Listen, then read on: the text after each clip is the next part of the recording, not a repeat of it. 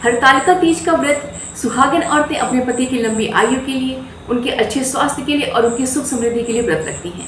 वहीं पे कुंवारी कन्याएं अपने विवाह में आने वाली बाधाओं को दूर करने के लिए और मनचाहे वर की प्राप्ति के लिए ये व्रत रखती हैं।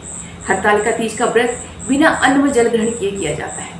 हम सभी महिलाएं इसका व्रत और इसके का पूजन तो बहुत ही अच्छे से संपन्न कर लेते हैं, लेकिन किसी भी व्रत का पुण्य फल हमें तभी प्राप्त होता है जब व्रत के साथ साथ उस व्रत में पढ़े जाने वाली कथाओं का हम श्रवण करें, उसमें पढ़े जाने वाले स्तोत्रों का हम पाठ करें और उसके मंत्रों का हम जाप करें, तभी हमें उस व्रत का पुण्य फल प्राप्त होता है। तो आज हम इस वीडियो में जानेंगे कि हरतालिका तीज व्रत के दिन हमें किन कथाओं का श्रवण करना चाहिए, किन स्तोत्रों का पाठ करना चाहिए और किन मंत्रों का हमें जाप करना चाहिए। नमस्कार दोस्तों, मैं पूनम पांडे आप सभी लोगों का शक्ति कुंज चैनल पे बहुत बहुत स्वागत करती हूँ। हरतालिका तीज व्रत के दिन संध्याकालीन पूजा के समय हम सभी लोग हरतालिका तीज व्रत कथा पढ़ते हैं, लेकिन इस कथा के अलावा अभी मैं आज आपको एक शास्त्रोक्त शिव पार्वती की कथा मैं आपको बता रही हूँ, उसका हर किसी को अवश्य पाठ करना चाहिए। इसके अलावा मैं आपको एक बहुत अच्छा स्तोत्र भी बता रही हूँ, उसका पाठ भी हमें हर किसी को करना चाहिए। इसके अलावा हम इस दिन कौन सा पाठ और कर सकते हैं? इस दिन हमें शिव चालीसा का पाठ करना चाहिए, पार्वती चालीसा का पाठ करना चाहिए, भगवान शिव के 108 नाम का पाठ करना चाहिए, माता गौरी के 108 नामों का पाठ करना चाहिए। और ये सभी वीडियो मैंने अपलोड ऑलरेडी किया हुआ है, तो वो उसका लिंक मैं डिस्क्रिप्शन में दे दूंगी। आप सभी लोग वो वीडियो देखिएगा और तीज के दिन तो अवश्य ही उसको सुनिएगा और उसको पढ़िएगा। वीडियो में आगे बढ़ने से पहले आप सभी से रिक्वेस्ट है कि जिन भी लोगों ने मेरा चैनल अभी तक सब्सक्राइब नहीं किया, प्लीज़ इसको सब्सक्राइब कर लीजिए और वीडियो पसंद आता है तो प्लीज़ इसे लाइक कीजिए और शेयर कीजिए अपने दोस्तों और रिश्तेदारों के संग, क्योंकि इस चैनल पे हमेशा ही आपको उपयोगी और ज्ञानवर्धक जानकारियाँ हमेशा आपको मिलती रहेंगी। पहली किताब मैं आपको दिखा रही हूँ हरतालिका तीज व्रत कथा, क्योंकि ये तो वैसे जो लोग व्रत करते हैं सभी के पास ये किताब होगी, लेकिन मैं उन लोगों के लिए दिखा रही हूँ जिनके पास अगर ये नहीं है किसी के पास, तो ये किताब आप व्रत से पहले, पूजन से पहले अवश्य आप खरीद लीजिए। और किताब खरीदते समय थोड़ा ध्यान रखिएगा कि उसके जो प्रिंट है वो अच्छी हो, उसका जो शब्द उसमें लिखे उखे हैं वो सब बिल्कुल क्लियर हों, उसमें कोई त्रुटि ना हो, सब ध्यान रखिएगा। अब दूसरी किताब जो है मैं आपको दिखा रही हूँ वो है रामचरितमानस। गोस्वामी तुलसीदास द्वारा रचित ये रामचरितमानस है और ये हर घर में होता है, तो इसके लिए सोचना ही नहीं है कि किसी के पास नहीं होगा। तो ये गोस्वामी तुलसीदास द्वारा रचित है, इसमें शिव और पार्वती के विवाह का पूरा वर्णन है, तो उसे हर किसी को हरतालिका तीज व्रत के दिन अवश्य इसका पाठ करना चाहिए। ये जो है ये कुछ किताबों में जो है ये अर्थ सहित मिलता है, तो मेरे पास अर्थ सहित नहीं है, तो आप अगर आपके पास अर्थ सहित तो वो भी बहुत अच्छी बात है। तो कहाँ से हमें प्रारंभ करना है, मैंने निशान लगा के देखा हुआ है और ये किस कांड में है पहले ये हम ध्यान से देखते हैं।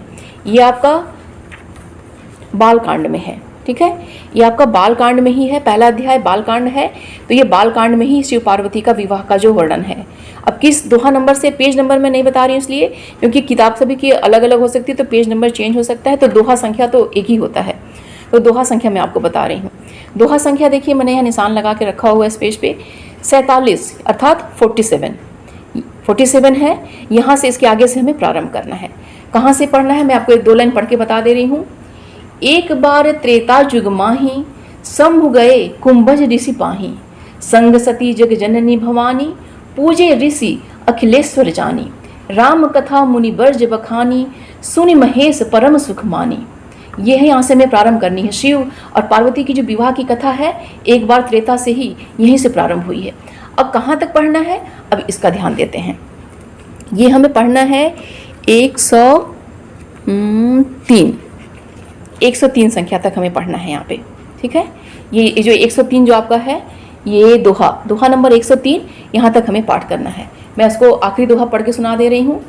चरित सिंधु गिरिजा रमन, वेद न पामहि पारु, बरने तुलसी दासु किमी, अति मति मंद गंवारु। यहाँ तक हमें इसमें वहाँ से लेके 47 से लेके 103 तक में पूरी जो है शिव पार्वती की इसमें कथा, आपको पूरा विवाह का कथा का वर्णन है और इसमें महिमा भी इसमें बताई गई है। गोस्वामी तुलसीदास जी ने महिमा इसका बताया है कि जो शिव और पार्वती का ये कथा पढ़ता है उसको इसका क्या फल प्राप्त होता है। देखिए यहाँ लिखा हुआ है, यह उमा शंभु विवाहु, जे नर नारी कहीं जे गामहि, कल्याण काज विवाह मंगल, सर्वदा सुख पामहि। अर्थात जो भी व्यक्ति नर नारी इस कथा को कहता है, गाता है, उसका हर तरीके से कल्याण होता है। उसका जीवन जो है वो मंगलमय रहता है, उसका जो सर्वदा हमेशा सुखी रहता है। वो उसके विवाह में अगर कोई विघ्न बाधा किसी के आ रही है, कोई अगर कुंवारा है, कुंवारी जो भी पढ़ रहा है इसको, तो उसका भी कल्याण होता है, इसकी सभी विघ्न बाधाएं इसमें दूर हो जाती हैं। और यह बिल्कुल शास्त्रोक्त है, क्योंकि यह तुलसीदास द्वारा रचित है, तो इसमें कहीं से भी आप नहीं बोल सकती हैं कि यह कहीं से भी कृत्रिम है या कहीं से बनावटी है। तो बिल्कुल इसका पाठ हर किसी को अवश्य करना चाहिए, क्योंकि बिल्कुल शास्त्रोक्त है और ये बहुत ही अच्छी कथा है। आप सभी लोग इसका पाठ अवश्य कीजिएगा। श्लोक नंबर, दोहा नंबर आपका 47 से प्रारंभ है, एक बार त्रेता से प्रारंभ है और 103 पे इसको समाप्त करना है। ये हो गई मेरी दूसरी। अब तीसरा हम ध्यान देते हैं। तीसरा है, देखिए, उमा महेश्वर स्तोत्र। ठीक है, ये स्तोत्र हरितालिका तीज व्रत के दिन या शिव पार्वती का कोई भी जब हम व्रत करते हैं तो उस दिन ये स्तोत्र हमें अवश्य पढ़ना चाहिए। बहुत ही अच्छा और बहुत ही प्रभावशाली स्तोत्र है ये। और इसके जो संस्कृत है वो भी बहुत कठिन नहीं है, आराम से आप पढ़ सकते हैं। धीरे धीरे, अगर संस्कृत आपकी थोड़ी कमज़ोर भी है तो आप धीरे धीरे इसका पाठ आप कर सकते हैं। मैं एक लाइन आपको पढ़ के इसको सुना दे रही हूँ। उमा महेश्वर स्तोत्रम। नमः शिवाभ्याम नव यौवनाभ्याम परस्पराश्लिष्ट वपुर्धराभ्याम नगेंद्र कन्या वृषकेतनाभ्याम नमो नमः शंकर पार्वतीभ्याम। बहुत ही अच्छा स्तोत्र है, तो इसका पाठ भी आप अवश्य कीजिएगा। मेरी जो बुक है ये है स्तोत्र रत्नाकर, बृहद स्तोत्र रत्नाकर। ये बहुत ही अच्छी है। तो उम्मीद करती हूँ कि यह वीडियो आप सभी के लिए बहुत ही उपयोगी साबित होगा। इसे अपने दोस्तों और रिश्तेदारों को भी अवश्य शेयर कीजिएगा। हरतालिका तीज व्रत की आप सभी लोगों को अनंत शुभकामनाएं। भगवान शिव और माता पार्वती की कृपा दृष्टि हम सभी पर बनी रहे, यही मंगल कामना है। मिलते हैं अगले वीडियो में। अपना और अपनों का ख्याल रखिएगा। नमस्कार।